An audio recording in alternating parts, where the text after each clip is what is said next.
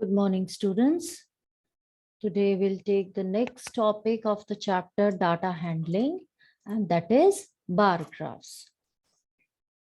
आपने इससे पहले पिक्टोग्राफ्स पढ़ा था, जिसमें कि हम एक पिक्चर लेते थे और उससे गिवन डाटा को रिप्रेजेंट करते थे।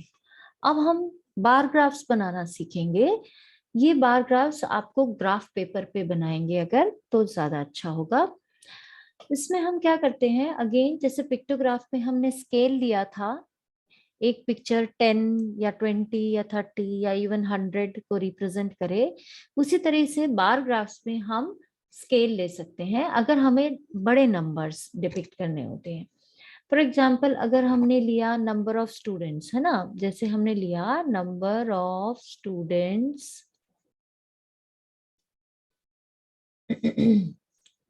नंबर ऑफ स्टूडेंट्स हम लेते हैं इन डिफरेंट क्लासेस। तो पहले लेते हैं क्लास और फिर लेते हैं नंबर ऑफ स्टूडेंट्स। पहले लेते हैं क्लास, फिर लेते हैं number of students.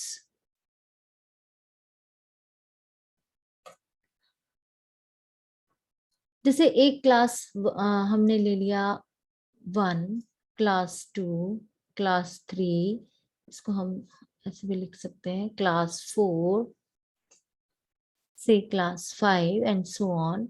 Number of student class 1 में से 20 है, 2 में 25 है, 3 में अगेन 27 है या 25 ही ले लेते हैं, 4 में 30 है, 5 में अगेन से 20 है या 22 ले लेते हैं फॉर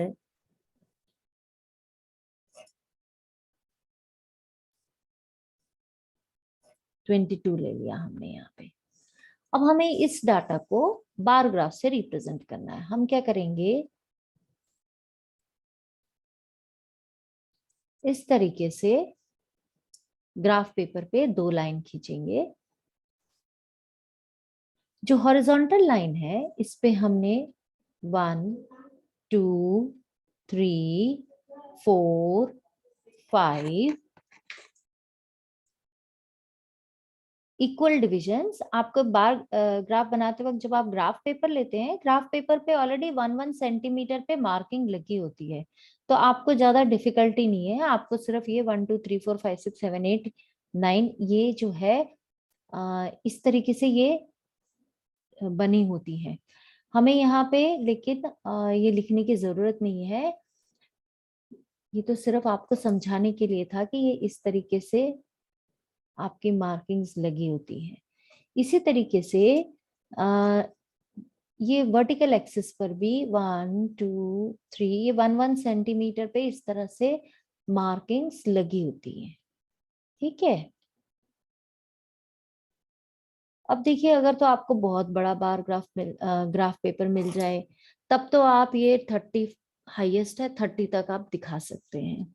और अगर आपको छोटा ग्राफ मिले तो हम क्या करें, तो हम स्केल लेते हैं। स्केल हमेशा यहाँ पे लिखा जाता है स्केल, और स्केल हमेशा वाई एक्सिस, ये होता है वाई एक्सिस, ये होता है एक्स एक्सिस। जो हॉरिजॉन्टल होता है वो एक्स एक्सिस होता है और जो वर्टिकल होता है वो वाई एक्सिस होता है। ना भी लिखे आप एक्स वाई तो भी कोई दिक्कत नहीं, पर ये ध्यान दीजिए वर्टिकल एक्सिस जो होता है इसके ऊपर हमने ये फ्रीक्वेंसी नंबर ऑफ स्टूडेंट्स लेनी है, और जो क्लास है ये हमेशा एक्स एक्सिस पे लेनी है। अब स्केल हम लेते हैं 1 सेंटीमीटर वाई एक्सिस का, डिपिक्ट करता है। अब देखिए, हाईएस्ट नंबर हमें 30 डिनोट करना है, तो हम 2 ले लेते हैं, 2 स्टूडेंट्स। अब देखिए, मतलब यहाँ पे 1 सेंटीमीटर 2 स्टूडेंट्स बताएगा।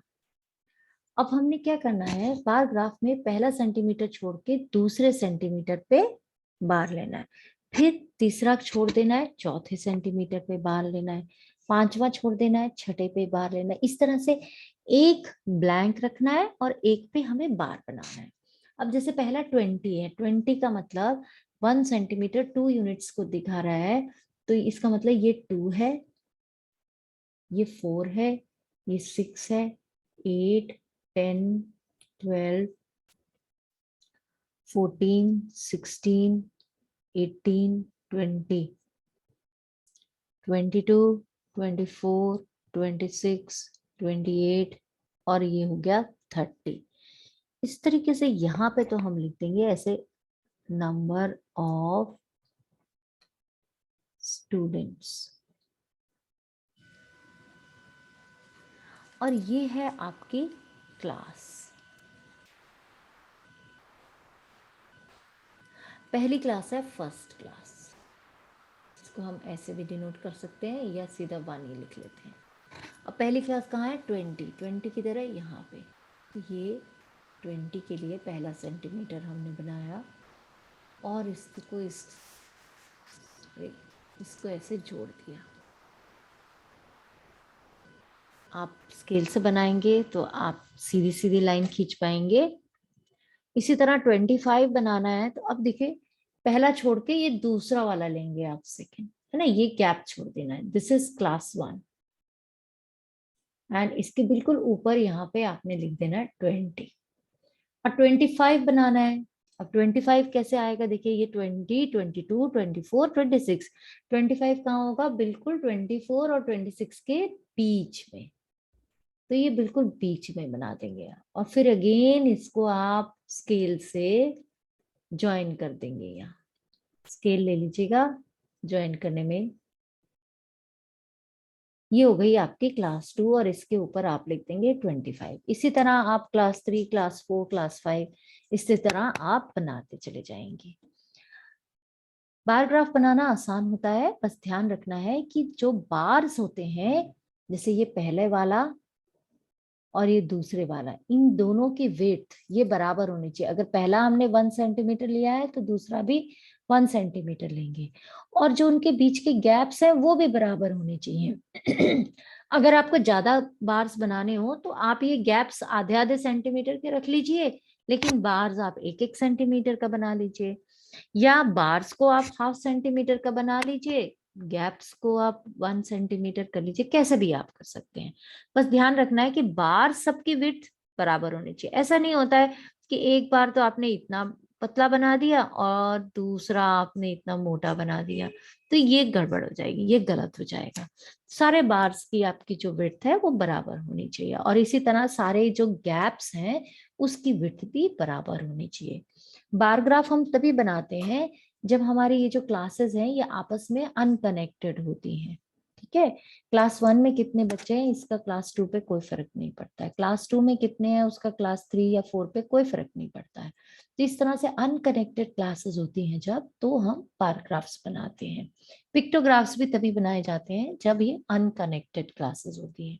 बस ध्यान में रखेंगे आप इसे स्केल से ग्राफ पेपर पर ही बनाएंगे। I hope you have understood this exercise and you can perform all the questions. You can do it in your notebooks. If you find any difficulty, then you can ask me.